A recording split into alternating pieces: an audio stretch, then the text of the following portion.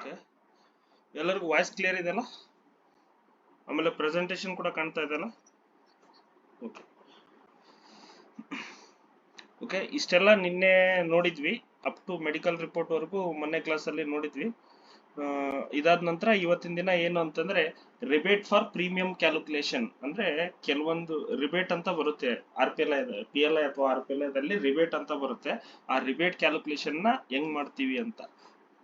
ಇದು ರಿಬೇಟ್ ಅಂತಂದ್ರೆ ನಾವು ಕಟ್ತಕ್ಕಂತ ಅಡ್ವಾನ್ಸ್ ಪೇಮೆಂಟ್ ಕೊಡ್ತಕ್ಕಂತ ರಿಬೇಟ್ ಅಲ್ಲ, ನಮ್ಮ ಪಾಲಿಸಿದು ಎಷ್ಟು ಮಾಡಿಸ್ತೀವಲ್ಲ ಅದ್ರ ಮೇಲ್ಗಡೆ ರಿಬೇಟ್ ಕೊಡ್ತಾರೆ. ಈಗ ನಮ್ದು RD ಇರುತ್ತೆ, 100 ರೂಪಾಯಿದು ಡಿನಾಮಿನೇಷನ್ ಮಾಡಿದ್ರೆ 100 ರೂಪಾಯಿ ತಗೋತೀವಿ. ಅದಕ್ಕೆ ರಿಬೇಟ್ ಯಾವಾಗ ಕೊಡ್ತೀವಿ ಅಂತಂದ್ರೆ ಅಪ್ ಟು 6 ಮಂತ್ಸ್ ವರೆಗೂ ಅವ್ರು ಕಟ್ಟಿದ್ರೆ ಅಡ್ವಾನ್ಸ್ ಪೇಮೆಂಟ್ ಮಾಡಿದ್ರೆ ಮಾತ್ರ ರಿಬೇಟ್ ಅಂತ ಕೊಡ್ತೀವಿ.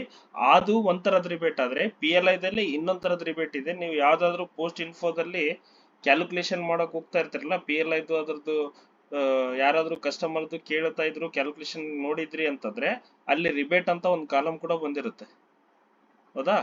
ಆ ರಿಬೇಟ್ ಅನ್ನೋ ಕಾಲಮ್ ಸಂಬಂಧಪಟ್ಟಂಗೆ ಇದರಲ್ಲಿ ಪಾಲಿಸಿ ಯಾವುದೇ ಇರ್ಲಿ, 1 ಸೆಕೆಂಡ್ ವೀರೇಶ್. ವೀರೇಶ್ ಇಲ್ಲೇ ಮನೆ ಹತ್ರ ಇದೀನಿ. ತರ್ಬೇಕಲ್ಲ ಹೋಗಿ. ಹೌದಾ, ತಗೊಂಬರ್ರಿ. ಮತ್ತೆ ನಾನೀಗ ಒಂದು ಸ್ವಲ್ಪ ಕ್ಲಾಸ್ ಅಲ್ಲಿ ಇದ್ದೀನಿ, ಕ್ಲಾಸ್ ಮುಗಿಸ್ಕೊಂಡು ಇನ್ನೊಂದು ½ ನಾನು ಫೋನ್ ಮಾಡ್ತೇನೆ. ಹಾ, ಅಷ್ಟೇ ಮಾಡ್ಬಿಡೋಣ, ಸಿಂಪಲ್. ಓಕೆ.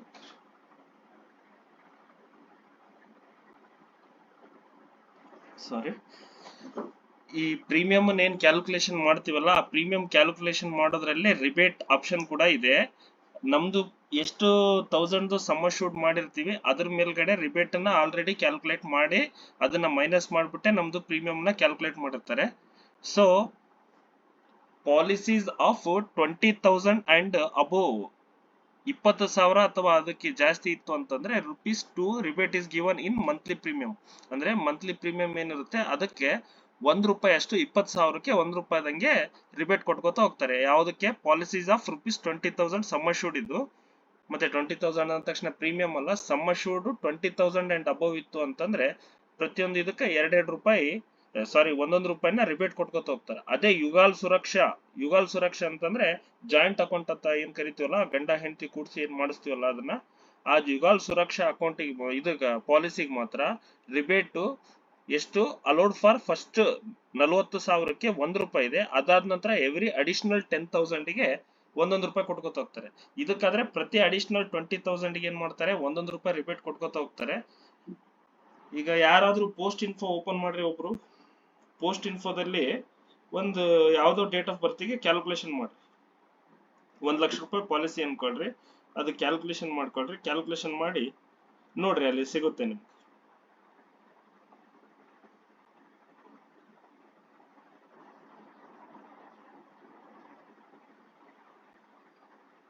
₹1 lakh ಅಂತಂದ್ರೆ 20,000 ರುಪೀಸಿಗೆ ₹1 ಅಂತಂದ್ರೆ ₹1 lakhಗೆ ಎಷ್ಟಾಗುತ್ತೆ ರಿಬೇಟ್? ₹5 ಆಯ್ತು. 5 ಪಾರ್ಟ್ಸ್ ಆಗುತ್ತಲ್ಲ, ಸೊ ₹5 ಆಯ್ತು. ಆ ತರ ರಿಬೇಟ್ ಇರುತ್ತೆ. ಅದೇ ರೀತಿಯಾಗಿ ಒಂದ್ ಯಾವ್ದಾದ್ರು ಯುಗಾಲ್ ಸುರಕ್ಷಕ್ಕೆ ನೋಡ್ರಿ, ಈಗ ಒಂದು 40,000ಕ್ಕೆ ಇದೆ ಅಂತಂದ್ರೆ 50,000 ಇದೇ 1,00,000ನ ಸ್ಪೌಸ್ ಏಜ್ ಒಂದು 30 ಹಾಕೋಣ.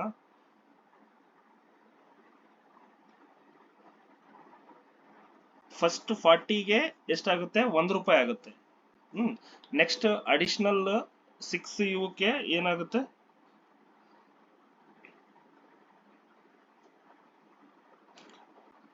₹1 ಆಗ್ತಾ ಹೋಗುತ್ತೆ. ಸೊ ನೆಕ್ಸ್ಟ್ ಫಸ್ಟ್ 40 ಆದ್ಮೇಲೆ ಉಳಿಯೋದೆಷ್ಟು? 6 ಪಾರ್ಟ್ಸ್ ಉಳಿತಾವ ನಮ್ಮ ಹತ್ರ. 6 ಪಾರ್ಟ್ಸ್ ಪ್ಲಸ್ ಅದೊಂದು ₹7. ಬೇಕಿದ್ರೆ ನೀವು ಅಲ್ಲಿ ಇದ್ರೊಳಗೆ ನೋಡ್ರಿ, ₹7 ಇರುತ್ತೆ ಅದಕ್ಕೆ. ಓಕೆ, ಮತ್ತೆ ಕನ್ಫ್ಯೂಸ್ ಮಾಡ್ಕೊಳಕ್ ಹೋಗ್ಬಿಟ್ರೆ, rebate for advance payment is different, but rebate while calculating premium is different.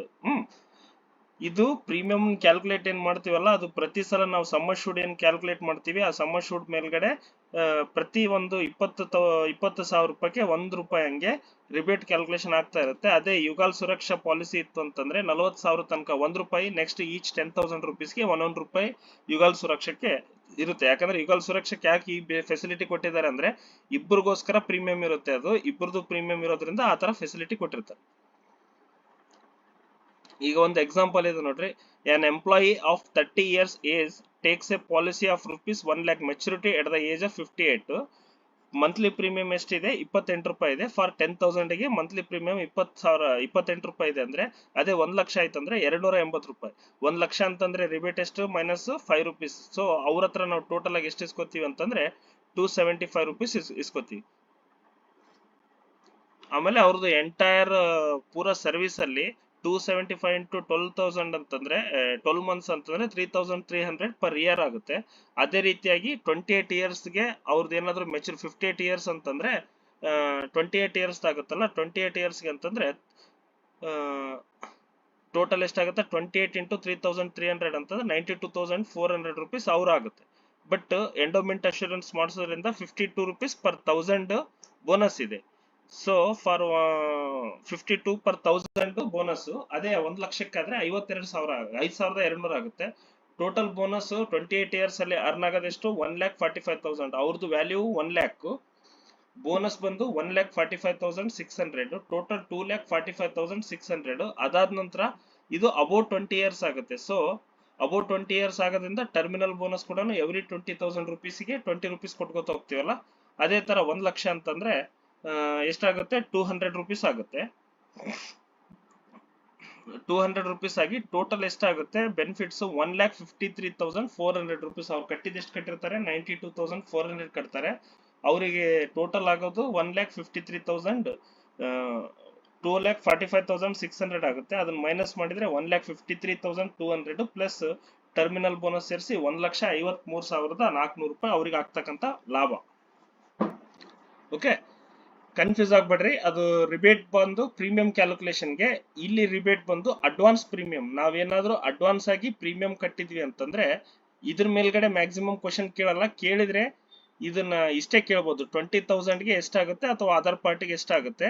ಇಲ್ಲ ಯುಗಾಲ್ ಸುರಕ್ಷೆಗೆ ಸಂಬಂಧಪಟ್ಟಂಗೆ ರಿಬೇಟ್ 40,000 ಒಳಗಿತ್ತು ಅಂತಂದ್ರೆ ಎಷ್ಟಾಗುತ್ತೆ? 40,000 ವರೆಗೂ ₹1.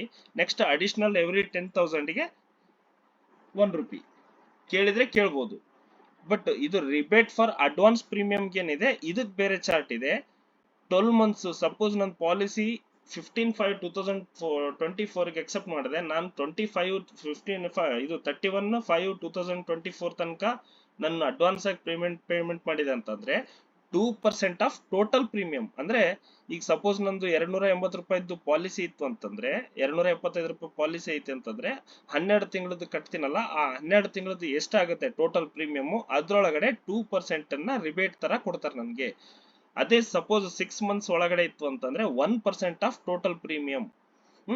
ಮತ್ತೆ 3 ತಿಂಗಳಿಗೆ ಇದನ್ನ ಕೇಳಿದ್ರೆ ಕೇಳ್ಬೋದು, ಯಾಕಂದ್ರೆ RPLI ಅಷ್ಟೇ ಏನಿದೆ 3 ತಿಂಗಳಿಗೆ ರಿಬೇಟ್ PLI ಇರಲ್ಲ, ಓನ್ಲಿ ಫಾರ್ ದ RPLI ಇದೆ. ಅದಕ್ಕೆ ಎಷ್ಟಿದೆ? 50 ಪೈಸಾ ರಿಬೇಟ್ ಇದೆ. ಮತ್ತೆ PLI ಗೆ ರಿಬೇಟ್ ಇಲ್ಲ, ಕನ್ಫ್ಯೂಸ್ ಆಗಕ್ಕೆ ಹೋಗ್ಬೇಡ್ರಿ. 3 ತಿಂಗಳ ತನಕ RPLI ಮಾತ್ರ ರಿಬೇಟ್ ಅವಕಾಶ ಇದೆ.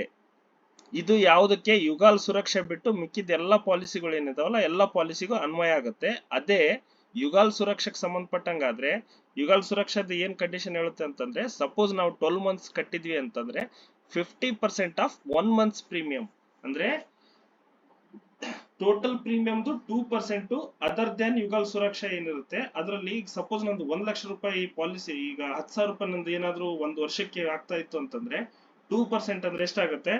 ₹200 ಆಗುತ್ತೆ ರಿಬೇಟ್.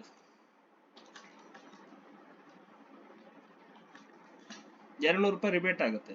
ಬಟ್ ಈ ಕೇಸಲ್ಲಿ ಯುಗಾಲ್ ಸುರಕ್ಷಾ ಕೇಸಲ್ಲಿ ಹಂಗಲ್ಲ, 50% ಆಫ್ 1 ಮಂತ್ಸ್ ಪ್ರೀಮಿಯಂ.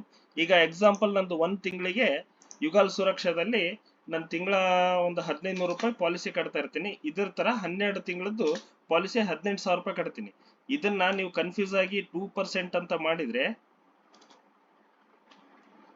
2% ಅಂತ ಮಾಡಿದ್ರೆ ಎಷ್ಟಾಗುತ್ತೆ? ₹360 ಆಗುತ್ತೆ. ಬಟ್ ಯುಗಾಲ್ ಸುರಕ್ಷಾ ವಿಷಯದಲ್ಲಿ ಏನಂದ್ರೆ 50% ಆಫ್ 1 ಮಂತ್ ಅಂದ್ರೆ 1500 ಏನ್ ಕಟ್ತಾ ಇರ್ತೀನಲ್ಲ ಅದ್ರೊಳಗೆ 50% ಅಂದ್ರೆ 750 ರೂಪೀಸ್ ತನಕ ನನ್ಗೆ ಆಕ್ಚುಯಲ್ ಆಗಿ ರಿಬೇಟ್ ಸಿಗ್ಬೇಕಾಗಿರೋದು. ಯಾಕೆ ನಂದು ಪಾಲಿಸಿ ಬಂದು ಯುಗಾಲ್ ಸುರಕ್ಷಾ ಇತ್ತು ಅಂತಂದ್ರೆ ನಾನು 12 ತಿಂಗಳದ್ದು ಏನಾದ್ರು ಪ್ರೀಮಿಯಂ ಕಟ್ಟಿದ್ರೆ ನಾನು ಕಟ್ಟಿರ್ತಕ್ಕಂಥ ಪ್ರೀಮಿಯಂ ಅಲ್ಲಿ ಒಂದು ತಿಂಗಳದ್ದು ಪಾಲಿಸಿ ಏನಿರುತ್ತಲ್ಲ ಒಂದ್ ತಿಂಗಳ ಪ್ರೀಮಿಯಂ ಅದ್ರಲ್ಲಿ 50% ಮಾತ್ರ ಕೊಡಕ್ ಸಾಧ್ಯ.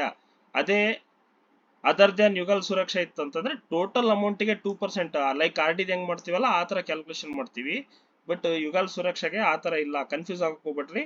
50% ಆಫ್ 1 ಮಂತ್ಸ್ ಪ್ರೀಮಿಯಂ. ಅದೇ 6 ಮಂತ್ಸ್ ಕಟ್ಟಿದ್ರು ಅಂದ್ರೆ 10% ಅವ್ರದ್ದು ಏನು ಒಂದ್ ತಿಂಗಳದ್ದು ಪಾಲಿಸಿ ಇರ್ತದಲ್ಲ ಅದ್ರದ್ದು 10 ಪಟ್ಟು ಮಾತ್ರ ನಾವು ತಗೋತೀವಿ. ಒಂದು 100 ರೂಪಾಯಿ ಅವ್ರು ಕಟ್ತಾ ಇದ್ರು ಒಂದ್ ತಿಂಗಳಿಗೆ ಪ್ರೀಮಿಯಂ ಅಂದ್ರೆ ಅದಕ್ಕೆ 10 ರೂಪಾಯಿ ಮಾತ್ರ ರಿಬೇಟ್ ಕೊಡ್ತೀವಿ.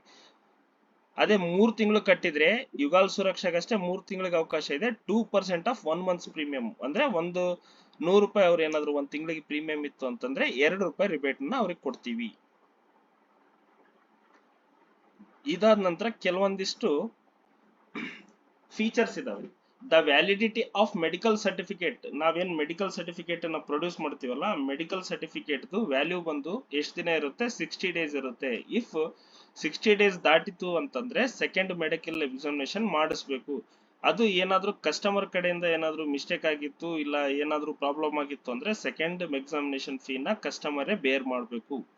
ಇಲ್ಲ ಅಂತಂದ್ರೆ ಏನು ಮಾಡಕ್ಕಾಗಲ್ಲ. ಅದನ್ನ second first medical examination fee department of post ಕೊಡುತ್ತೆ. ಸೆಕೆಂಡ್ ಮೆಡಿಕಲ್ ಎಕ್ಸಾಮಿನೇಷನ್ ಫೀ ಬಂದು ಕಸ್ಟಮರ್ ಹತ್ರ ಇಸ್ಕೋಬೇಕು. Risk on life assured is covered from the date of acceptance.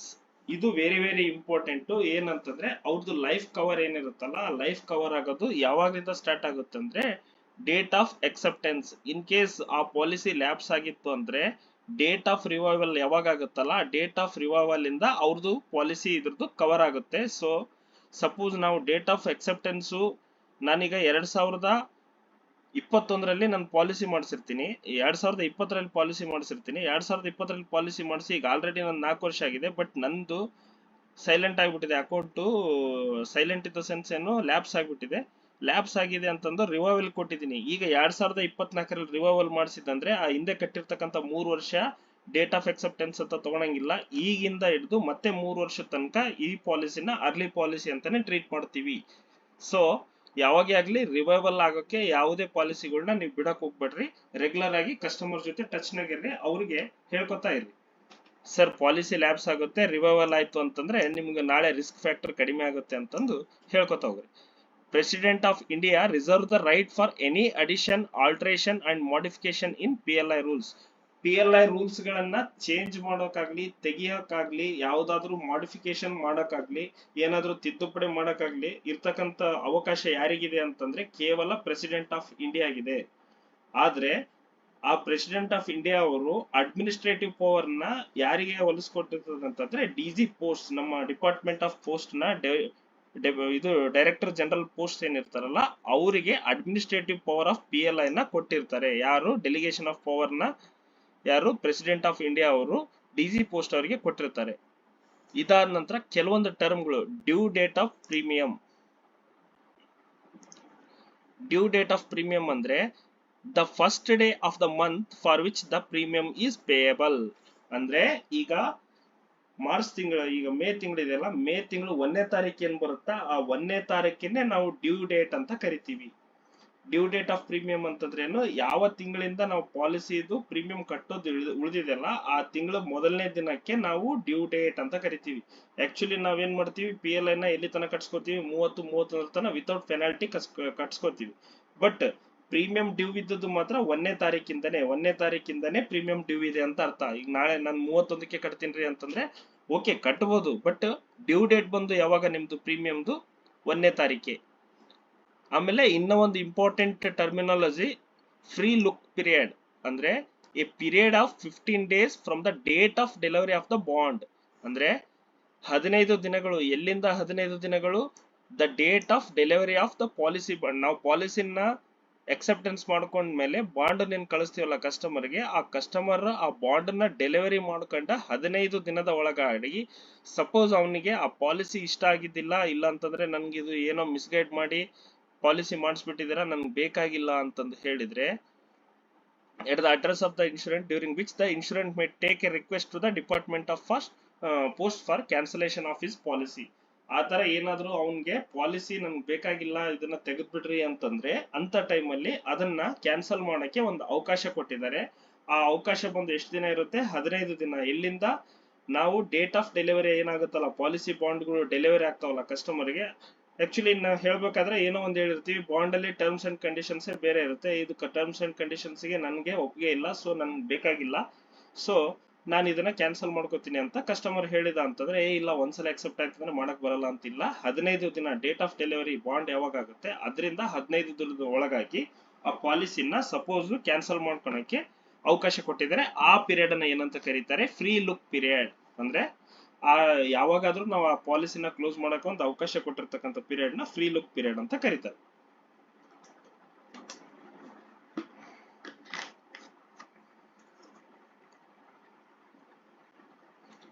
ಆಮೇಲೆ new proposals, revival, surrender, forced surrender, maturity, death claim ಇವುಗಳನ್ನ ಯಾರ್ಯಾರಿಗೆ ಎಷ್ಟರವರೆಗೂ power ಇದೆ ಅಂತ ಎಸ್ ಬಿ ದಲ್ಲಿ ಬರುತ್ತೆ.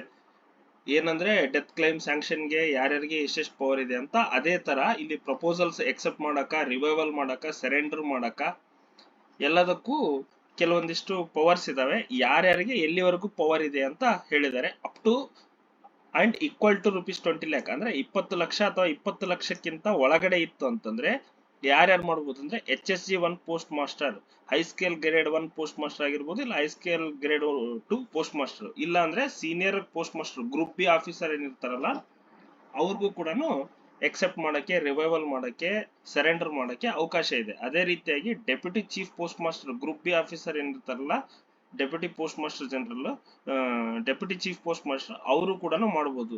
ಅದೇ ರೀತಿಯಾಗಿ additional director of HO group B headed by director, ಅಂದ್ರೆ ಡೈರೆಕ್ಟರ್ ಇಂದ ಹೆಡೆಡ್ ಆಗಿರ್ತಕ್ಕಂಥ ಕೆಲವೊಂದು ಆಫೀಸ್ಗಳು ಇರ್ತಾವಲ್ಲ GPOs ಅಂತಲ್ಲಿ ಅಡಿಷನಲ್ ಡೈರೆಕ್ಟರ್ ಅಂತ ಇರ್ತಾರೆ. ಅವರು ಕೂಡ ಅಪ್ ಟು 20 lakhs ವರೆಗೂ ಎಕ್ಸೆಪ್ಟ್ ಮಾಡಕ್ಕೆ ಅವಕಾಶ ಇದೆ. ಅದೇ ರೀತಿಯಾಗಿ ಅಬೌವ್ 20 lakh ಆಯ್ತು ಅಂತಂದ್ರೆ ಪಾಲಿಸಿನ ಎಕ್ಸೆಪ್ಟ್ ಮಾಡೋದಾಗ್ಲಿ, ರಿವೈವಲ್ ಮಾಡೋದಾಗ್ಲಿ, ಸರೆಂಡರ್ ಮಾಡೋದಾಗ್ಲಿ ಎಲ್ಲವಷ್ಟು ಕೆಲಸ ಯಾರು ಮಾಡ್ಬೇಕು ಅಂತಂದ್ರೆ ಹೆಡ್ ಆಫ್ ದ ಡಿವಿಷನ್, ಅಂದ್ರೆ ಆ ಡಿವಿಷನ್ ಹೆಡ್ ಏನಿರ್ತಾರ, ಗ್ರೂಪ್ ಬಿ ಅಥವಾ group A officer, superintendent of post, ಇಲ್ಲಾಂದ್ರೆ ಸೀನಿಯರ್ ಸೂಪರಿಂಟೆಂಡೆಂಟ್ ಆಫ್ ಪೋಸ್ಟ್ ಏನಿರ್ತಾರಲ್ಲ ಅವರೇ ಅದನ್ನ 20 lakh ಅಂಡ್ ಅಬೌವ್ ಇತ್ತು ಅಂತಂದ್ರೆ ಅವರೇ ಎಕ್ಸೆಪ್ಟ್ ಮಾಡ್ಬೇಕು. ಇಲ್ಲ ಅಂತಂದ್ರೆ group A officer, chief post master ಅಂತ ಏನ್ ಕರಿತೀವಲ್ಲ, ಗ್ರೂಪ್ ಎ ಆಫೀಸ್ಗಳಲ್ಲಿ ಇರ್ತಕ್ಕಂಥ ಹೆಡೆಡ್ ಬೈ ಯಾರಿರ್ತಾರೆ, ಚೀಫ್ ಪೋಸ್ಟ್ ಮಾಸ್ಟರ್ ಇರ್ತಾರಲ್ಲ, ಆ ಚೀಫ್ ಪೋಸ್ಟ್ ಮಾಸ್ಟರ್ ಕೂಡ ಅದನ್ನ ಎಕ್ಸೆಪ್ಟ್ ಮಾಡಕ್ಕೆ ಅವಕಾಶ ಇದೆ. ಆಮೇಲೆ ಇಲ್ಲಿ deputy director of HO group A, ಇಲ್ಲಿ ಒಂದು ಗ್ರೂಪ್ ಬಿ ಆಫೀಸರ್ ಇರುತ್ತೆ ಹೆಡೆಡ್ ಬೈ ಡೈರೆಕ್ಟರ್ ಅಂತಂದ್ರೆ ಈ ಡೈರೆಕ್ಟರ್ ಇಂದ ಹೆಡೆಡ್ ಆಗಿರ್ತಕ್ಕಂಥ HOಗಳು. ಬಟ್ ಇಲ್ಲಿ ಏನು ಅಂತಂದ್ರೆ ಗ್ರೂಪ್ ಬಿ ಆಫೀಸರ್ ಇರ್ತಾರೆ, ಇಲ್ಲಿ ಗ್ರೂಪ್ ಎ ಆಫೀಸರ್ ಇರ್ತಾರೆ. ಗ್ರೂಪ್ ಎ ಆಫೀಸರ್ ಇದ್ರೆ ಅಪ್ ಟು 50 lakhs ವರೆಗೂ ಎಕ್ಸೆಪ್ಟ್ ಮಾಡಕ್ ಅವಕಾಶ ಇದೆ. ಗ್ರೂಪ್ ಬಿ ಆಫೀಸರ್ ಇದ್ರೆ ಅಪ್ ಟು 20 lakhs ವರೆಗೂ ಎಕ್ಸೆಪ್ಟ್ ಮಾಡಕ್ಕೆ ಅವಕಾಶ ಇದೆ. ಇದಾದ ನಂತರ ಲಿಮಿಟ್ಸ್ ಅರ್ಲಿ ಡೆತ್ ಕ್ಲೈಮ್ಸ್. ಈಗ ಅರ್ಲಿ ಡೆತ್ ಕ್ಲೈಮ್ ಅಂತ ಬರುತ್ತೆ, ಅದಕ್ಕೆ ಏನೇನ್ ಲಿಮಿಟ್ಸ್ ಇದೆ ಏನೇನಿಲ್ಲ ಅಂತ ಕೇಳೋದು. Early death claim means death within 3 years of acceptance of policy or revival of policy. Limit for PLI and RPLI is as follows. ಅಂದ್ರೆ ಅರ್ಲಿ ಡೆತ್ ಅಂತಂದ್ರೆ ಏನು ಅಂತಂದ್ರೆ ಪಾಲಿಸಿ ಎಕ್ಸೆಪ್ಟ್ ಮಾಡಿಕೊಂಡು ಅಥವಾ ರಿವೈವಲ್ ಮಾಡಿ, ಪಾಲಿಸಿನ ರಿವೈವಲ್ ಮಾಡಿದ 3 ವರ್ಷದ ಒಳಗಾಗಿ ನಮ್ಮ ಇನ್ಶೂರರ್ ಏನಾದ್ರೂ ತೀರ್ಕೊಂಡ ಅಂತಂದ್ರೆ ಅಂತ ಪಾಲಿಸಿಗಳನ್ನ ನಾವೇನಂತ ಕರಿತೀವಿ? ಅರ್ಲಿ ಕ್ಲೈಮ್ಸ್ ಅಂತ ಕರಿತೀವಿ, ಅರ್ಲಿ ಡೆತ್ ಕ್ಲೈಮ್ಸ್ ಅಂತ ಕರಿತೀವಿ. ಅಂತ ಪಾಲಿಸಿಗಳನ್ನ ಏನೇನ್ ಲಿಮಿಟ್ಸ್ ಇದೆ ಅಂತಂದು ಹೇಳಿದ್ದಾರೆ. ಯಾವುದೇ ಕೇಸ್ ಇರ್ಲಿ, ಅವ್ರ ಸಮ್ ಅಶ್ಯೂರ್ಡ್ ಎಷ್ಟಾದ್ರೂ ಇರ್ಲಿ, ಎಲ್ಲಾ ಕೇಸಲ್ಲಿ ಯಾರು ಅಂತಂದ್ರೆ director GPO, JAG, director HQ, regional DPS ಏನಿರ್ತಾರೆ ಅವರು, ಇಲ್ಲಾಂದ್ರೆ ಡೈರೆಕ್ಟರ್ ಹೆಡ್ ಕ್ವಾರ್ಟರ್, ಇಲ್ಲ ಡೈರೆಕ್ಟರ್ GPO ಏನಿರ್ತಾರಲ್ಲ ಅವ್ರಿಗೆ ಮಾತ್ರ ಅಥಾರಿಟಿ ಇರೋದು. DPS ನಮ್ಮ ರೀಜನಲ್ ಲೆವೆಲ್ ಆಯ್ತು ಅಂತಂದ್ರೆ, ಈಗ HQ ದಲ್ಲಿ ಡೈರೆಕ್ಟರ್ ಇರ್ತಾರೆ ಅವರು, ಇಲ್ಲ GPO ದಲ್ಲಿ ಕೂಡ ಡೈರೆಕ್ಟರ್ ಇರ್ತಾರಲ್ಲ ಅವ್ರಿಗೆ ಮಾತ್ರ ಈ death claim policy, early death claim ಪಾಲಿಸಿಗಳು ಅಲ್ಲಿಂದಾನೇ ಕ್ಲೈಮ್ ಸ್ಯಾಂಕ್ಷನ್ ಆಗಿ ಬರಬೇಕು. ಓಕೆ, ಇದಾದ ನಂತರ ಈಗ ರಿವೈವಲ್, ಇನ್ಸ್ಟೇಟ್ಮೆಂಟ್ ಅಂತ ಕರಿತೀವಿ. ರಿವೈವಲ್ ಅಂದ್ರೆ ಏನು, ರೀಇನ್ಸ್ಟೇಟ್ಮೆಂಟ್ ಅಂದ್ರೆ ಏನು ಅಂತ ಅದರ ಸಂಬಂಧಪಟ್ಟಂಗೆ ಕೆಲವೊಂದಿಷ್ಟು ಪಾಯಿಂಟ್ಸ್ ಇದಾವೆ, ಪಾಯಿಂಟ್ಸ್ ನೋಡೋಣ. Grace period refers to a specified time period after a premium payment is due for an insurance policy. Grace period ಅಂತಂದ್ರೆ ಏನು ಅಂತಂದ್ರೆ ಒಂದು ಸ್ಪೆಸಿಫೈಡ್ ಟೈಮ್ ಪೀರಿಯಡ್ ಇರುತ್ತೆ. ಯಾವುದೋ ಒಂದು ಟೈಮ್ ಪೀರಿಯಡ್ ಅನ್ನ ಸ್ಪೆಸಿಫೈ ಆಗಿ ಮೇಂಟೈನ್ ಮಾಡಿರ್ತಾರೆ. ಆ ಸ್ಪೆಸಿಫೈ ಆಗಿ ಮೇಂಟೈನ್ ಮಾಡತಕ್ಕಂತ ಟೈಮ್ ಪೀರಿಯಡ್ ಆ ಪಾಲಿಸಿಗೆ ಸಂಬಂಧಪಟ್ಟಂಗೆ ಪೇಮೆಂಟ್ ಡ್ಯೂ ಇರುತ್ತಾ ಅದನ್ನ ಗ್ರೇಸ್ ಪೀರಿಯಡ್ ಅಂತ ಕರಿತೀವಿ. The grace period shall extend up to last working day of the calendar month for which the premium is due. ಅಂದ್ರೆ ಡ್ಯೂ ಡೇಟ್ ಅಂತಂದ್ರೆ ಏನಂತ ಹೇಳಿದೀವಿ, first day of the month ಅಂತ ಹೇಳಿದ್ವಲ್ಲ, ಆ ಮಂತ್ ಇಂದ ಲಾಸ್ಟ್ ವರ್ಕಿಂಗ್ ಡೇ ಏನಿರುತ್ತಲ್ಲ ಆ last working day ವರೆಗೂ ಅದಕ್ಕೆ ಪ್ರೀಮಿಯಂ ಕಟ್ಟೋದಂತ ಏನ್ ಟೈಮ್ ಇರುತ್ತೆ ಆ ಪೀರಿಯಡ್ ಅನ್ನ ನಾವೇನಂತ ಕರಿತೀವಿ, the grace period. First day of the month ಅಂದ್ರೆ ಡ್ಯೂ ಡೇಟ್ ಇಂದ ಹಿಡಿದು last day of the month ವರೆಗೂ ಇರ್ತಕ್ಕಂಥ ಪೀರಿಯಡ್ ಅನ್ನ ಏನಂತ ಗ್ರೇಸ್ ಪೀರಿಯಡ್. ಈಗ ನಾವೆಲ್ಲ ಎಕ್ಸಾಂಪಲ್ ಹೆಂಗೆ ಅಂತಂದ್ರೆ ಗ್ರೇಸ್ ಮಾರ್ಕ್ಸ್ ಕೊಟ್ರು ಅಂತಂದು ಹೇಳ್ತಿರ್ತೀವಿ. ಯಾವ್ದಾದ್ರು ಎಕ್ಸಾಮ್ ಅಲ್ಲಿ ಔಟ್ ಆಫ್ ಸಿಲೆಬಸ್ ಕ್ವಶನ್ ಕೊಟ್ರು ಅಂದ್ರೆ ಗ್ರೇಸ್ ಮಾರ್ಕ್ಸ್ ಕೊಟ್ರು ಅಂತ ಹೇಳ್ತೀವಿ. ನಿಮ್ ಕ್ವಶನ್ ಸರಿ ಇರ್ಲಿ ತಪ್ಪಿರ್ಲಿ ಅದಕ್ಕೆ ಏನ್ ಮಾಡ್ತಾರೆ ಅವರು, ಗ್ರೇಸ್ ಮಾರ್ಕ್ಸ್ ಕೊಡ್ತಾರೆ. ಅದೇ ರೀತಿಯಾಗಿ ಇಲ್ಲಿ ನಮ್ಮ ಡಿಪಾರ್ಟ್ಮೆಂಟ್ ದಲ್ಲಿ ಡ್ಯೂ ಡೇಟ್ ಬಂದು 1ನೇ ತಾರೀಕು, ಬಟ್ 1ನೇ ತಾರೀಕಿಗೆ ಎಲ್ಲರೂ ಬಂದು ಪ್ರೀಮಿಯಂ ನ ಕಟ್ಟಕ್ ಆಗಲ್ಲ. ಸೊ ಅವರಿಗೆ ಒಂದಿಷ್ಟು ಗ್ರೇಸ್ ಟೈಮ್ ಕೊಡೋಣ ಅಂತಂದು ಏನ್ ಮಾಡಿದ್ರು, ಟೋಟಲಿ ಆ 1 ಮಂತ್ ಕಂಪ್ಲೀಟ್ ಎಂಟೈರ್ ಮಂತ್ ಏನಿರುತ್ತಾ first day to last day of the month, ಆ ಮಂತ್ ನ ಏನಂತ ಗ್ರೇಸ್ ಪೀರಿಯಡ್ ಅಂತ ಕರೆದ್ರು. ಆ ಪೀರಿಯಡ್ ಅಲ್ಲಿ ಕಟ್ತಕ್ಕಂತ ಅಮೌಂಟ್ ನ ಗ್ರೇಸ್ ಪೀರಿಯಡ್ ಅಲ್ಲಿ ಕಟ್ತಕ್ಕಂತ ದುಡ್ಡು ಅಂತ ಹೇಳ್ತಾರೆ. If the last day is holiday or Sunday previous working day. ಇನ್ನೊಂದು ಕಂಡೀಷನ್ ಏನು ಅಂತಂದ್ರೆ, ಈಗ ಲಾಸ್ಟ್ ಡೇ ಸಪೋಸ್ 31st ಅಥವಾ 30th holiday P U holiday ಬಂದಿತ್ತು, ಇಲ್ಲ ಅಂತಂದ್ರೆ ಸಂಡೇ ಬಂದಿತ್ತು ಅಂದ್ರೆ ಅದಕ್ಕಿಂತ 1 ಡೇ ಬಿಫೋರ್ ಏನಿರುತ್ತೆ ಆ ಬಿಫೋರ್ ಡೇನೆ ನಾವು ಗ್ರೇಸ್ ಪೀರಿಯಡ್ ಅಂತ ತಗೋತೀವಿ. During the grace period the policy holder can pay the premium without any penalty. ಅಂದ್ರೆ ಈ ಗ್ರೇಸ್ ಪೀರಿಯಡ್ ಅಲ್ಲಿ ನಾವು ಹೇಳಿದ್ವಲ್ಲ, ನೀವು ಕ್ವಶನ್ ಸರಿ ಇರ್ಲಿ ತಪ್ಪಿರ್ಲಿ ನಾವೇನ್ ಮಾಡ್ತೀವಿ, ಮಾರ್ಕ್ಸ್ ಕೊಡ್ತೀವಿ, ಗ್ರೇಸ್ ಮಾರ್ಕ್ಸ್ ಅಂತ. ಅದೇ ತರ ಈ ಗ್ರೇಸ್ ಪೀರಿಯಡ್ ಅಲ್ಲಿ ಸಪೋಸ್ ಅವರು ಕಟ್ಟಿದ್ರು ಅಂತಂದ್ರೆ ಅದಕ್ಕೆ ಯಾವುದೇ ತರದ ಪೆನಾಲ್ಟಿನ ನಾವು ಅಪ್ಲೈ ಮಾಡಲ್ಲ. ಪೆನಾಲ್ಟಿ ಇಲ್ದಂಗೆ ಆ ಟೋಟಲ್ ಡ್ಯೂರಿಂಗ್ ಗ್ರೇಸ್ ಪೀರಿಯಡ್ ಅಲ್ಲಿ ನಾವು ಪಾಲಿಸಿನ ಎಕ್ಸೆಪ್ಟ್ ಮಾಡ್ತೀವಿ ಪ್ರೀಮಿಯಂ ಅಮೌಂಟ್ ನ. If the due premium is paid within this period the policy protection continues. ಅಂದ್ರೆ ಈಗ ಸಪೋಸ್ ಡ್ಯೂ ಡೇಟ್ ಬಂದು ನಂದು ಈ ತಿಂಗಳದ ಡ್ಯೂ ಡೇಟ್ ಬಂದು ಮೇ 1ನೇ ತಾರೀಕು, ಬಟ್ ಈ ತಿಂಗಳು entire end of the month ವರೆಗೂ ನನ್ಗೆ ಪಾಲಿಸಿದು ಕಟ್ಟೋದು ಅವಕಾಶ ಇರುತ್ತೆ. ಆದ್ರೆ ನಾನು ಈ ತಿಂಗಳದೊಳಗೆ ಕಟ್ಟಕ್ಕಾಗಿಲ್ಲ, ಈ ತಿಂಗಳದೊಳಗೆ ಲಾಸ್ಟ್ ಡೇನೆ ಕಟ್ಟಿದೆ ಅಂತಂದ್ರೆ ನನ್ ಮೇಲೆ ಪಾಲಿಸಿಯಿಂದ ನನ್ಗೆ ಏನು ಮೇನ್ ಯೂಸ್ ಆಗ್ತಾ ಇರೋದೇನು, ಪ್ರೊಟೆಕ್ಷನ್. ನನ್ಗೆ ಇನ್ಶೂರ್ ಮಾಡ್ತಾ ಇರೋದು, ಪ್ರೊಟೆಕ್ಷನ್ ಕೊಡ್ತಾ ಇರೋದು ಯಾವುದು, ಪಾಲಿಸಿ. ಆ ಪಾಲಿಸಿ ಪ್ರೊಟೆಕ್ಷನ್ ಆಸ್ ಯೂಶುವಲ್ ನಾನು ಗ್ರೇಸ್ ಪೀರಿಯಡ್ ಡ್ಯೂ ಪೀರಿಯಡ್ ಗೆ ಕಟ್ಟಿದ್ರೆ ಹೆಂಗಿರುತ್ತೆ ಅದೇ ತರನೇ ಗ್ರೇಸ್ ಪೀರಿಯಡ್ ಕೂಡ ವರ್ಕ್ ಆಗುತ್ತೆ, ನೋ ಪ್ರಾಬ್ಲಮ್ ಅಂತ ಅರ್ಥ.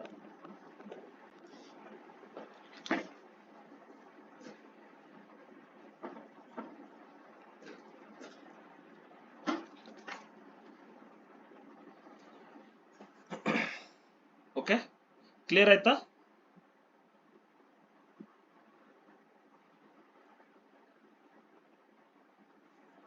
Next, revival reinstatement. What happens on expiry of grace period. Grace period ಅಂತ ಹೇಳಿದ್ವಲ್ಲ, ಆ ಗ್ರೇಸ್ ಪೀರಿಯಡ್ ಎಕ್ಸ್ಪೈರಿ ಆದ್ಮೇಲೆ ಏನಾಗುತ್ತೆ ಅದನ್ನ ನಾವೇನು ಹೇಳಿ ಹೇಳಿ.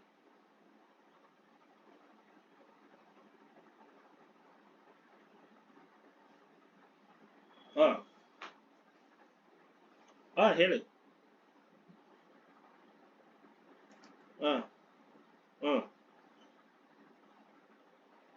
ಹ್ಮ್ ನಾವು ನಿಮ್ಗೆ ಕ್ಲಿಯರ್ ಆಗಿ ಏನಂತ ಹೇಳಿದೀವಿ, date of acceptance is the policy ಇದ್ರದಂತ ಹೇಳಿದೀವಿ. ನೀವು ಇಂಡೆಕ್ಸಿಂಗ್ ಮಾಡಿದ ಡೇಟ್ ಎಕ್ಸೆಪ್ಟೆನ್ಸ್ ಡೇಟ್ ಅಲ್ಲ. ಡೇಟ್ ಆಫ್ ಇಂಡೆಕ್ಸಿಂಗ್ ಬೇರೆ, ಡೇಟ್ ಆಫ್ ಎಕ್ಸೆಪ್ಟೆನ್ಸ್ ಬೇರೆ. ನಿಮ್ದು ಪಾಲಿಸಿದು ನೀವು ಇಂಡೆಕ್ಸ್ ಮಾಡಿ ಕಳಿಸ್ತೀರಾ. ಓಕೆ, ಇಂಡೆಕ್ಸ್ ಮಾಡಿ ಕಳಿಸಿದ ನಂತರ CPC ದವ್ರು ಏನ್ ಮಾಡ್ತಾರೆ, ಆ ಇಂಡೆಕ್ಸ್ ಮಾಡಿರೋದು ಆ ಡಾಕ್ಯುಮೆಂಟ್ಸ್ ಅದನ್ನೆಲ್ಲ ನೋಡ್ಬಿಟ್ಟು ಅವರು ಅದನ್ನ ಎಕ್ಸೆಪ್ಟ್ ಮಾಡ್ತಾರೆ. ಆ ಪಾಲಿಸಿ ಎಕ್ಸೆಪ್ಟ್ ಮಾಡಿ ಬಾಂಡ್ ಜನರೇಟ್ ಏನ್ ಮಾಡ್ತಾರ, ಬಾಂಡ್ ಜನರೇಟ್ ಮಾಡಿದಾಗಿಂದಾನೆ ನಿಮ್ ಪಾಲಿಸಿ ಎಕ್ಸೆಪ್ಟೆನ್ಸ್ ಆದಂಗೆ.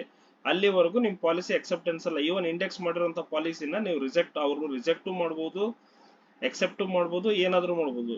ಏನಾದ್ರೂ ಡಾಕ್ಯುಮೆಂಟ್ಸ್, ಈಗ ಸಪೋಸ್ ಒಬ್ರು ಕ್ಯಾನ್ಸರ್ ಪೇಷಂಟ್ ಇದ್ದಾನೆ, ಆ ಕ್ಯಾನ್ಸರ್ ಪೇಷಂಟ್ಗೆ ನೀವು ಕ್ಯಾನ್ಸರ್ ಪೇಷಂಟ್ ಅದನ್ನಂತಾನು ಗೊತ್ತಿರುತ್ತೆ, ಗೊತ್ತಿದ್ದು ಕೂಡ ನೀವು ಇಂಡೆಕ್ಸ್ ಮಾಡಿ ಕಳಿಸ್ತೀರಾ. ನೀವು ಕಳಿಸಿದ್ರ ಅಂತಂದು CPC ದವರು ಅದನ್ನ ಎಕ್ಸೆಪ್ಟ್ ಮಾಡ್ಬೇಕಂತ ಇಲ್ಲ, ಅದನ್ನ ರಿಜೆಕ್ಟ್ ಮಾಡ್ಬೋದು. ಆತರ ಮೆಡಿಕಲ್ ಗ್ರೌಂಡ್ಸ್ ಆಗಿರ್ಲಿ, ಬೇರೆ ಯಾವ್ದೋ ಗ್ರೌಂಡ್ಸ್ ಮೇಲೆ ಅವರು ರಿಜೆಕ್ಟ್ ಮಾಡ್ತಕ್ಕಂತ ಅವಕಾಶಗಳು ಇರ್ತವೆ. ಸೊ ಪಾಲಿಸಿ ಇಂಡೆಕ್ಸಿಂಗ್ ನಮ್ಗೆ ಸಂಬಂಧ ಇಲ್ಲ. Policy date of policy accepting ಏನಿರುತ್ತಲ್ಲ ಅದೇ ನಮ್ಗೆ ಸಂಬಂಧ.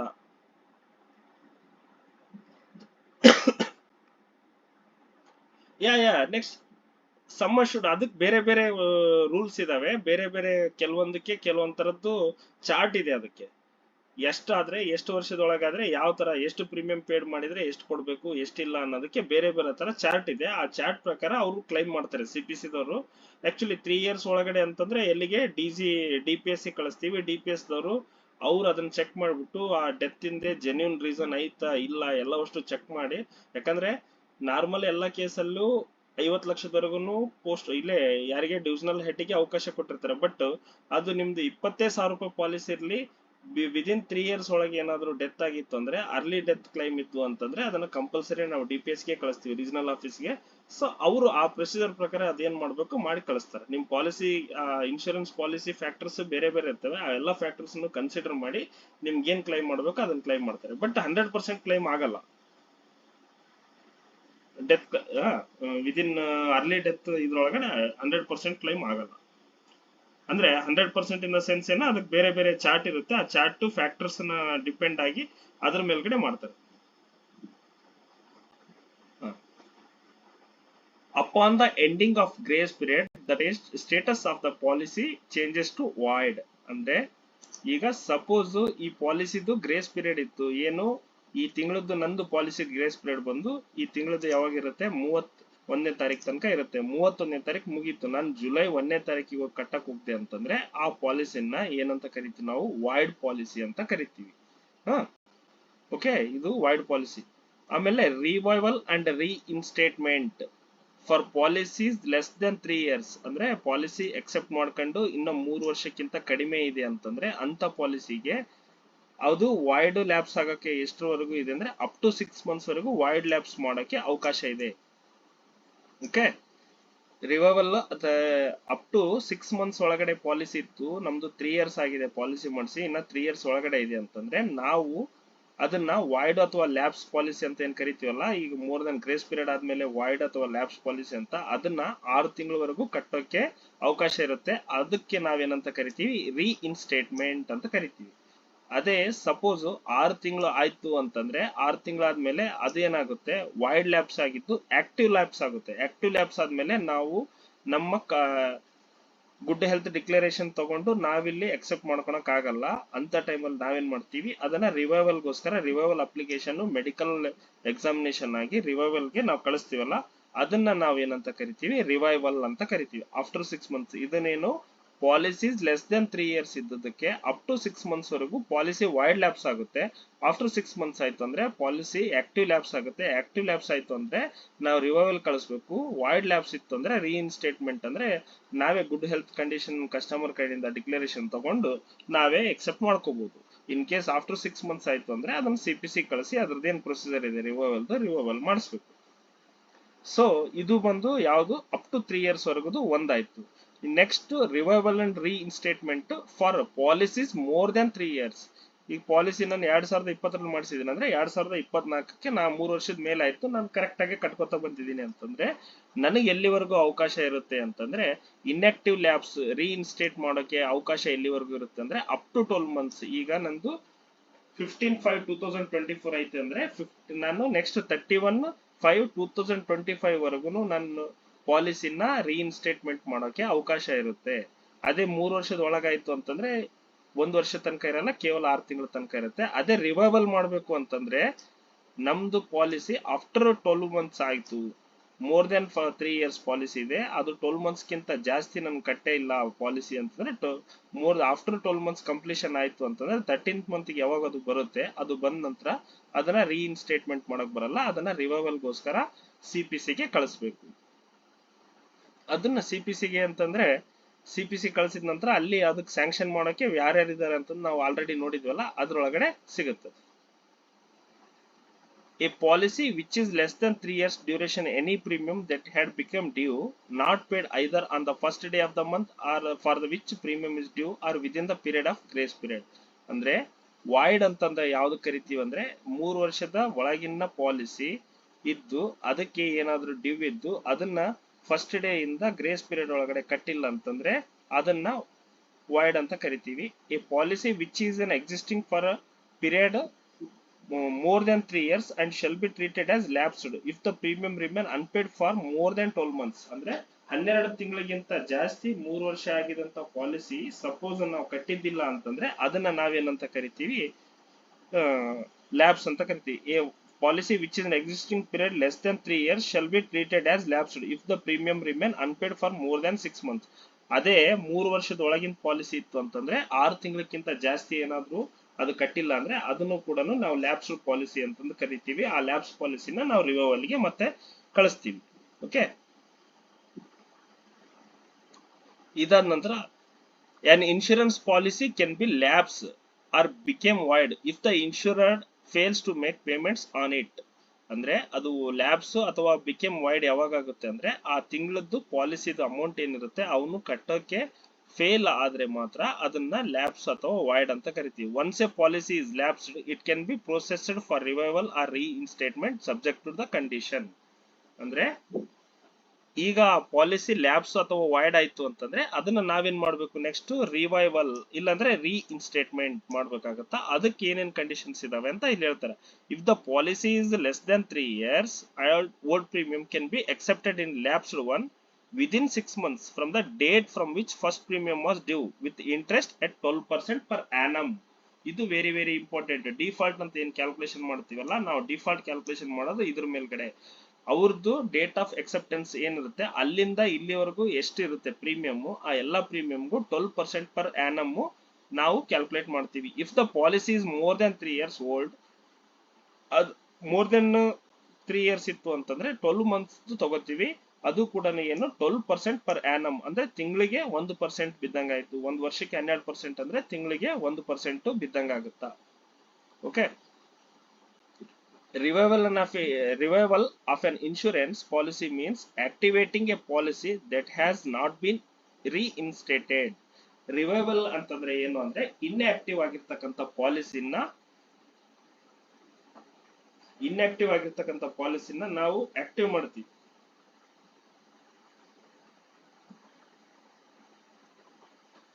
ಆಕ್ಟಿವ್ ಮಾಡಬೇಕಾದ್ರೆ ಅದನ್ನ ನಾವೇನ್ ಮಾಡ್ತೀವಿ, ರೀಇನ್ಸ್ಟೇಟ್ ಮಾಡದೇ ಇರತಕ್ಕಂಥ ಪಾಲಿಸಿನ ರಿವೈವಲ್ ಮಾಡ್ತೀವಲ್ಲ ಅದಕ್ಕೆ ರಿವೈವಲ್ ಅಂತ ಕರಿತೀವಿ. The revival of the policy if possible only if the policy has not attained the age of date of maturity. ಅಂದ್ರೆ ಅದರದ್ದು ಡೇಟ್ ಆಫ್ ಮೆಚುರಿಟಿ ಇದ್ದಿಲ್ಲ, ಇನ್ನೂ ಆಗಿಲ್ಲ ಅಂತಂದ್ರೆ ಅಂತ ಟೈಮಲ್ಲಿ ಅದನ್ನ ನಾವು ರಿವೈವಲ್ ಮಾಡಕ್ಕೆ ಅವಕಾಶ ಇದೆ.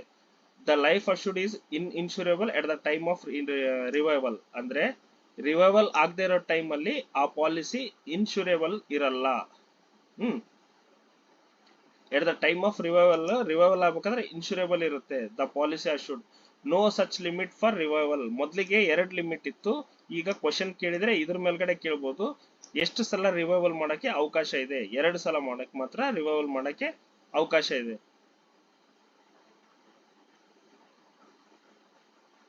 ಆಮೇಲೆ ರಿವೈವಲ್ ಮಾಡಿದ್ಮೇಲೆ 12 ತಿಂಗಳ ತನಕ ಮ್ಯಾಕ್ಸಿಮಮ್ 12 ತಿಂಗಳ ತನಕ ಮಾಡಕ್ಕೆ ಅವಕಾಶ ಇದೆ. 12 ತಿಂಗಳಕ್ಕಿಂತ ಇದು ಮಾಡಕ್ಕೆ ಅವಕಾಶ ಇದೆ. ಆಮೇಲೆ ಅದು ಫಸ್ಟ್ ಇನ್ಸ್ಟಾಲ್ಮೆಂಟ್ ಯಾವಾಗ ಪೇ ಮಾಡ್ತೀವಲ್ಲ, ಫಸ್ಟ್ ಇನ್ಸ್ಟಾಲ್ಮೆಂಟ್ ಪೇ ಮಾಡಿದಾಗ್ಲಿಂದ ಅದು ಸ್ಟಾರ್ಟ್ ಆಗುತ್ತೆ.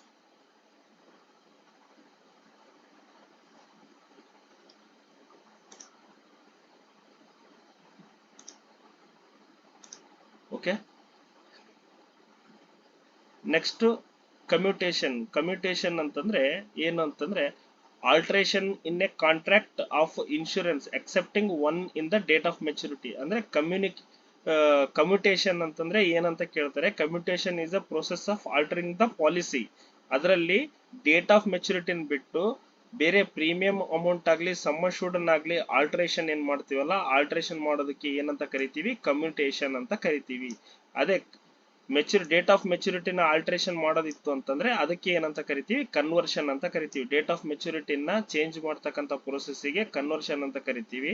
ಅದೇ ಡೇಟ್ ಆಫ್ ಮೆಚುರಿಟಿ ಬಿಟ್ಟು ಮಿಕ್ಕಿದ್ ಏನಾದ್ರೂ ಆಲ್ಟ್ರೇಷನ್ ಮಾಡ್ತೀವಲ್ಲ ಅವು ಎಲ್ಲವಕ್ಕೂ ಕಮ್ಯೂಟೇಷನ್ ಅಂತ ಕರಿತೀವಿ. ಓಕೆ, ಆಮೇಲೆ ಲೋನ್ ಸಂಬಂಧಪಟ್ಟಂಗೆ ಲೋನ್ ಯಾವ್ದಾವ್ದಕ್ಕೆ ಎಷ್ಟೆಷ್ಟು ವರ್ಷ ಆದ ನಂತರ ಕೊಡ್ತಾರೆ ಅಂತಂದು ನೋಡ್ರಿ. Whole life assurance, convertible whole life assurance ಇತ್ತು ಅಂತಂದ್ರೆ ಆಫ್ಟರ್ 4 ಇಯರ್ಸ್ ಲೋನ್ ಕೊಡ್ತಾರೆ. ಬಟ್ ಎಂಡೋಮೆಂಟ್ ಇತ್ತು, ಜಾಯಿಂಟ್ ಅಶ್ಯೂರೆನ್ಸ್ ಇತ್ತು ಅಂತಂದ್ರೆ ಅವಾಗ ಎಷ್ಟು 3 ವರ್ಷ ಆದ ನಂತರ ಲೋನ್ ಫೆಸಿಲಿಟಿ ಇದೆ. ಆಮೇಲೆ ಆಂಟಿಸಿಪೇಟೆಡ್ ಇದ್ರೆ ಲೋನ್ ಫೆಸಿಲಿಟಿ ಇರಲ್ಲ. ಅದೇ ರೀತಿಯಾಗಿ ಚೈಲ್ಡ್ ಪಾಲಿಸಿ ಇತ್ತು ಅಂತಂದ್ರೆ ಅದಕ್ಕೂ ಕೂಡ ಲೋನ್ ಫೆಸಿಲಿಟಿ ಇಲ್ಲ. ಇದರಲ್ಲಿ ಸರೆಂಡರ್ ವ್ಯಾಲ್ಯೂ ಏನಿರುತ್ತೆ, ಸರೆಂಡರ್ ವ್ಯಾಲ್ಯೂದು 90% ಕೊಡ್ತಾರೆ, ಮಲ್ಟಿಪಲ್ಸ್ ಆಫ್ 1000 ಅಲ್ಲಿ ಕೊಡ್ತಾರೆ. ಇದು ಮಿನಿಮಮ್ 1000 ರುಪೀಸ್, ಆಮೇಲೆ ಮಲ್ಟಿಪಲ್ಸ್ ಆಫ್ 100 ಅಲ್ಲಿ ಕೊಡ್ತಾರೆ. ಓಕೆ. ಆಮೇಲೆ ರೇಟ್ ಆಫ್ ಇಂಟ್ರೆಸ್ಟ್ ಎಷ್ಟಿರುತ್ತೆ, 10% per annum compounded half yearly. ಇದು very very very important. Suppose loan ಬಗ್ಗೆ ನಿಮ್ಗೆ ಕೇಳಿದ್ರೆ ಕೇಳ್ಬಹುದು ಏನಂತ. ಈಗ ನಿಮ್ಗೆ PLI ಮೇಲೆ ಲೋನ್ ತಗೋತಿರಲ್ಲ, ಆ ಲೋನ್ಗೆ ಎಷ್ಟು ಪರ್ಸೆಂಟ್ ಇಂಟ್ರೆಸ್ಟ್ ಇರುತ್ತೆ ಅಂತಂದ್ರೆ 10% per annum compounded of yearly. ಇದ್ರ ಅರ್ಥ ಏನು ಅಂತಂದ್ರೆ, ಈಗ ಸಪೋಸ್ ನೀವೀಗ ಲೋನ್ ತಗೊಂಡಿರ್ತೀರಾ, ಈಗ 6 ತಿಂಗಳಿಗೆ ಒಂದ್ಸಲ ಕಟ್ಟೋದಿರುತ್ತೆ. ಆ 6 ತಿಂಗಳು ಕಟ್ಟಿಲ್ಲ ಅಂತಂದ್ರೆ ನೆಕ್ಸ್ಟ್ ಇದ್ರೊಳಗಡೆ ನಿಮ್ಮ ಪ್ರೀಮಿಯಂ ಜೊತೆ ನಿಮ್ದು ಏನ್ ಲೋನ್ ತಗೊಂಡಿರ್ತೀರಿ ಆ ಅಮೌಂಟ್ ಜೊತೆಗೆ ಇಂಟ್ರೆಸ್ಟ್ ಕೂಡ ಅದ್ರ ಜೊತೆ ಆಡ್ ಆಗಿ ಅದಕ್ಕೆಲ್ಲ 10% ಲೋನ್ ಇಂಟ್ರೆಸ್ಟ್ ಕ್ಯಾಲ್ಕುಲೇಷನ್ ಆಗುತ್ತೆ. ಓಕೆ.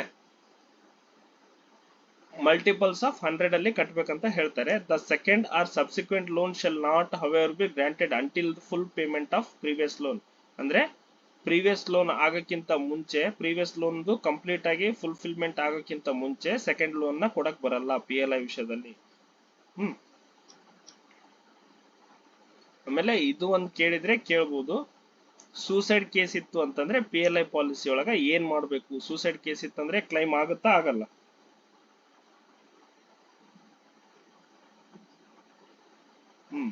ಹೆಂಗಾಗುತ್ತೆ ಸೂಸೈಡ್ ಕೇಸ್ ಇತ್ತು ಅಂತಂದ್ರೆ?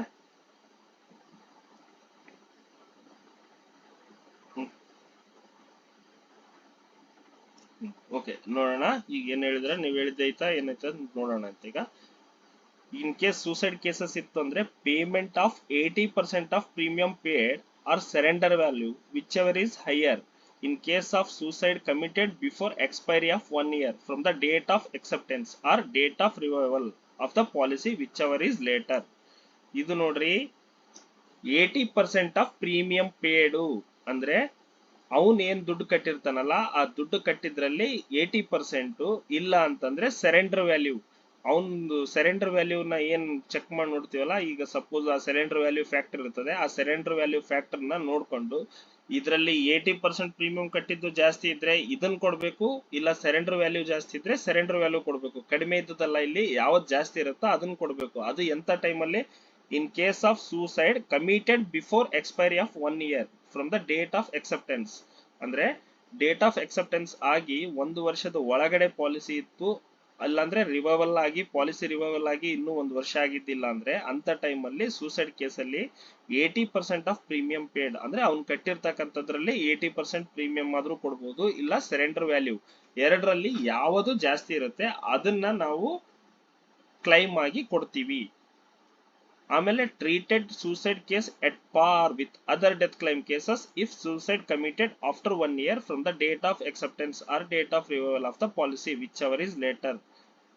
1 ವರ್ಷ ಆದ ನಂತರ ಸಪೋಸ್ ಸೂಸೈಡ್ ಕೇಸ್ ಇತ್ತಂತ ಪಾಲಿಸಿ ಹೋಲ್ಡರ್ ಸೂಸೈಡ್ ಕೇಸ್ ಮೇಲೆ ಬಂತು ಅಂದ್ರೆ ಅದನ್ನು ಕೂಡ ನಾವು ಆಸ್ ಯೂಶುವಲ್ ಡೆತ್ ಕ್ಲೈಮ್ಗಳನ್ನ ಹೆಂಗ್ ಮಾಡ್ತೀವಿ ಅದೇ ತರ ಟ್ರೀಟ್ ಮಾಡ್ಕೊಂಡು ಮಾಡ್ಬೇಕು. ಅದಕ್ಕೆ ಬೇರೆ ಬೇರೆ ತರದ ಡಾಕ್ಯುಮೆಂಟ್ಸ್ ತಗೋಬೇಕು. ಆಮೇಲೆ ಅದು 3 years ಒಳಗಿತ್ತು ಅಂತಂದ್ರೆ ಅರ್ಲಿ ಡೆತ್ ಕ್ಲೈಮ್ ಆಗುತ್ತೆ. ಅರ್ಲಿ ಡೆತ್ ಕ್ಲೈಮ್ ಅನ್ನ ಎಲ್ಲಿ ಕಳಿಸ್ಬೇಕು ಅಲ್ಲಿ ಕಳಿಸ್ಬೇಕು. ಲೇಟರ್ ಇದು ಇತ್ತು ಅಂತಂದ್ರೆ ನಾರ್ಮಲ್ ಡೆತ್ ಕ್ಲೈಮ್ಗಳನ್ನ ಯಾವ ರೀತಿ ಕಳಿಸ್ತೀವಿ ಆ ತರ ಕಳಿಸ್ಬೇಕು. ಓಕೆ. ಇದು ಮಾತ್ರ ಒಂದು ಕಂಡೀಷನ್ ಏನು, ಬಿಫೋರ್ 1 year ಇತ್ತು ಅಂತಂದ್ರೆ ಅವ್ರು ಕಟ್ಟಿರ್ತಕ್ಕಂಥ ಪ್ರೀಮಿಯಂ ಅಲ್ಲಿ 80% ಇಲ್ಲಾಂದ್ರೆ ಸರೆಂಡರ್ ವ್ಯಾಲ್ಯೂ ಎರಡರಲ್ಲಿ ಕ್ಯಾಲ್ಕುಲೇಷನ್ ಮಾಡಿ ಯಾವ್ದು ಜಾಸ್ತಿ ಆಗುತ್ತಾ ಅದನ್ನ ಮಾತ್ರ ಕಸ್ಟಮರ್ಗೆ ಕೊಡ್ತೀವಿ. ಅದಕ್ಕಿಂತ ಕಡಿಮೆ ಅಂತೂ ಕೊಡಂಗಿಲ್ಲ. ಓಕೆ. ಇದಿಷ್ಟು PLI ಸಂಬಂಧಪಟ್ಟಂಗೆ. ಈಗ ನೆಕ್ಸ್ಟ್ RPLI ಸಂಬಂಧಪಟ್ಟಂಗೆ ನೆಕ್ಸ್ಟ್ ಕ್ಲಾಸ್ ಅಲ್ಲಿ ಹೇಳೋಣಂತೆ. ಯಾರಿಗಾದ್ರೂ ಏನಾದ್ರೂ ಡೌಟ್ಸ್ ಇದ್ರೆ ಕೇಳ್ರಿ, ಇಲ್ಲ ಯಾರಾದ್ರೂ CPC ಅಲ್ಲಿ ವರ್ಕ್ ಮಾಡ್ತಾ ಇದ್ರೆ ಏನಾದ್ರೂ ಮಿಸ್ಟೇಕ್ ಇದ್ರೆ ಹೇಳಿ, ಇಲ್ಲ ಅಂದ್ರೆ ನಿಮಗ್ ಕ್ಲಾರಿಫಿಕೇಶನ್ ಇತ್ತು ಬೇರೆ ಈ ತರ ಅಲ್ಲ ಸರ್ ಈ ತರ ಅಂತಂದ್ರೆ ಅದನ್ನು ಕೂಡ ಹೇಳಿ.